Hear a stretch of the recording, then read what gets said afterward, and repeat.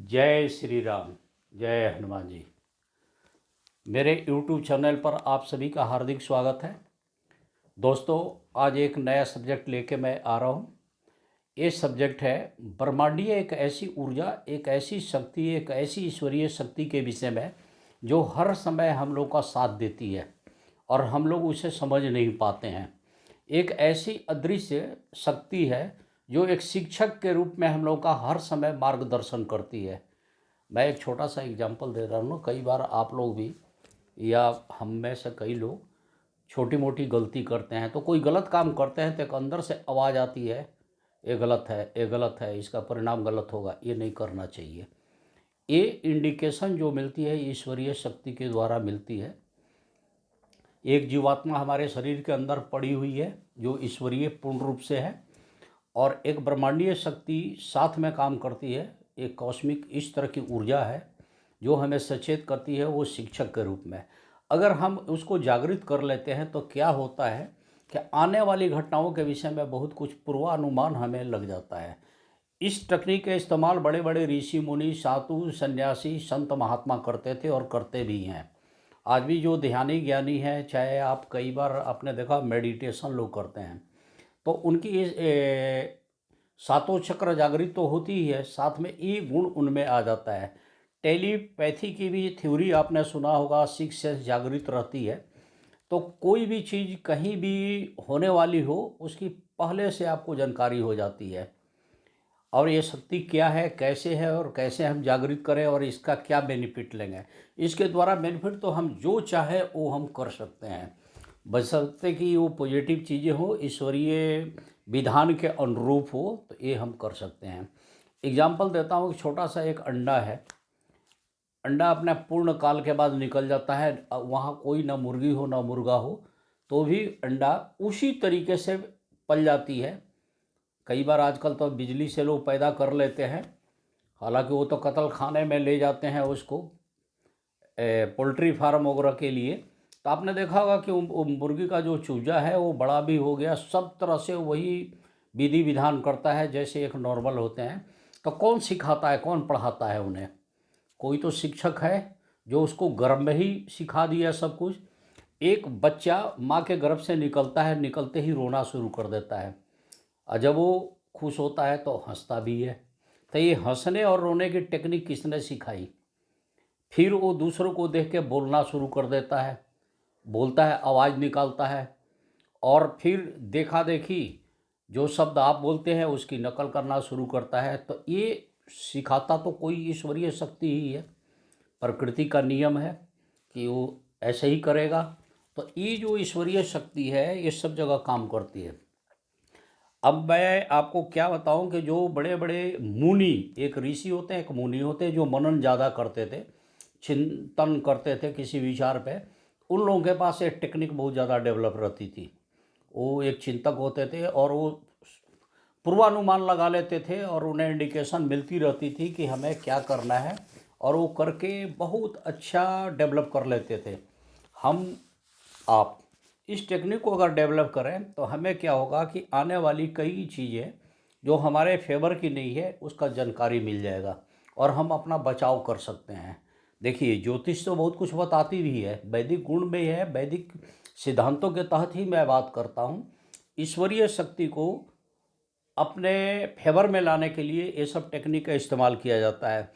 देखा क्या गया है कि जो आदमी ज़्यादा पॉजिटिव है, हमेशा सच्चा हृदय रखता है और हमेशा सच्चा सोच रखता है, ऊर्जावान रहता है, तो उसका सिक्स सेंस बहुत ज़्यादा काम करता है और उसको सब कुछ पहले से संकेत मिल जाती है, आने वाले खतरे को आभास हो जाती है उन्हें।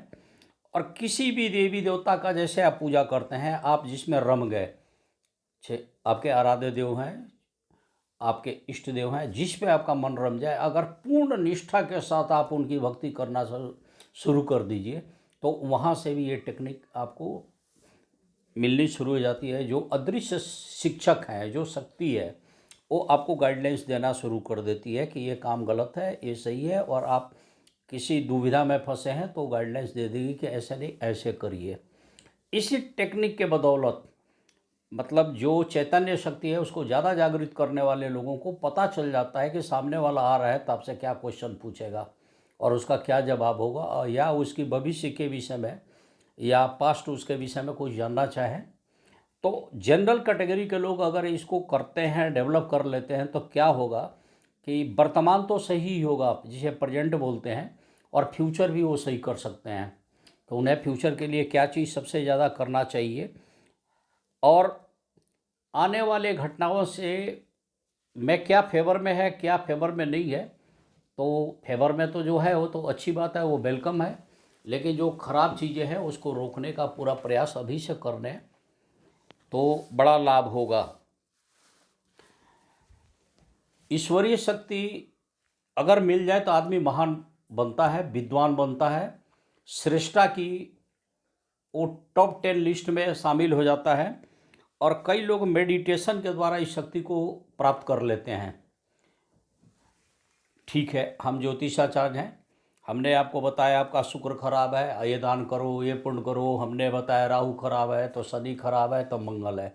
लेकिन आप बढ़िया से मेडिटेशन करें, अपने चैतन्य शक्ति को बढ़ाएं, अपने सिक्स सेंस को बढ़ा दें, टेलीपैथी आपका काम करने लगे बढ़िया से, तो क्या देखेंगे कि धीरे धीरे करके आपको सब चीज़ पहले से पता होगा और आप आने वाले परिणाम को पहले से भाप जाएंगे, इसका आपको लाभ मिलेगा। तो मेरा आज का इस वीडियो का सेंस ये है कि हम सिक्स सेंस को बढ़ाएं, टेलीपैथी को बढ़ाएं, आने वाले मेडिटेशन को करें, मेडिटेशन को इतना पावरफुल बना दें कि हमें सब कुछ पहले से थोड़ा सा अंदेशा हो जाए। देखिए, कोई भी देवी देवता सामने प्रकट होकर आपको सब कुछ नहीं बताएगा, इंडिकेशन मिलनी शुरू हो जाती है और आपको बहुत कुछ जानकारी सही हो जाती है।